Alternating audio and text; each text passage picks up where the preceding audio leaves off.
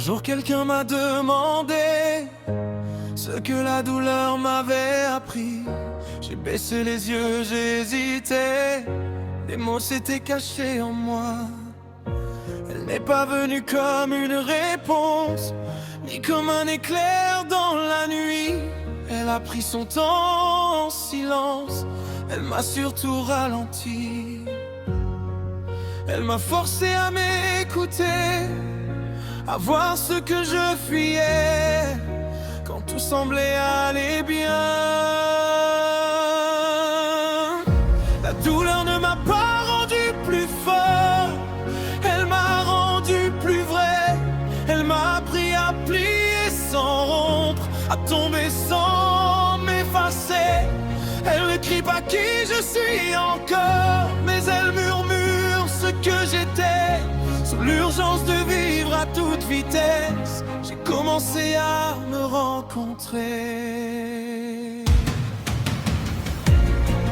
Elle m'a montré mes frontières, jusqu'où je pouvais m'écrouler, que je pouvais toucher la terre sans complètement disparaître.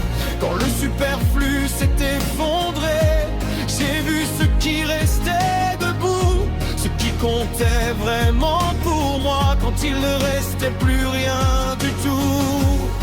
J'ai compris que je n'étais pas invincible, mais capable de changer, que demander de l'aide n'était pas tomber.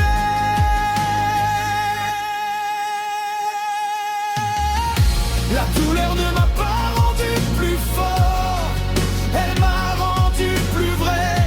Elle m'a appris à plier sans rompre, à tomber sans m'effacer.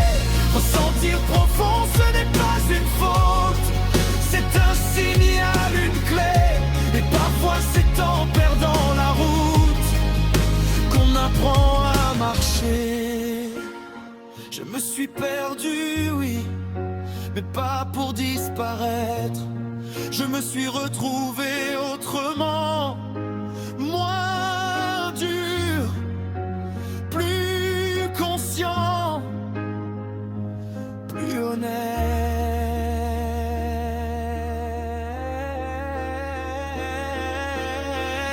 La douleur ne définit pas mon nom, ni ce que je serai, mais elle rénère ceux qui dormaient sous la peur, sous le bruit. Et peut-être que c'est par elle que commence enfin la vie, quand on cesse de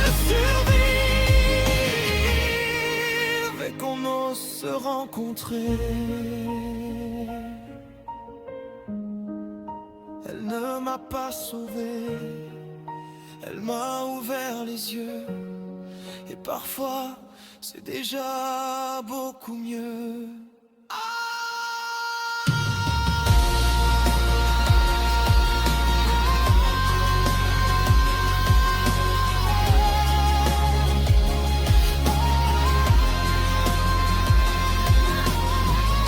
La douleur ne m'a pas rendu plus fort,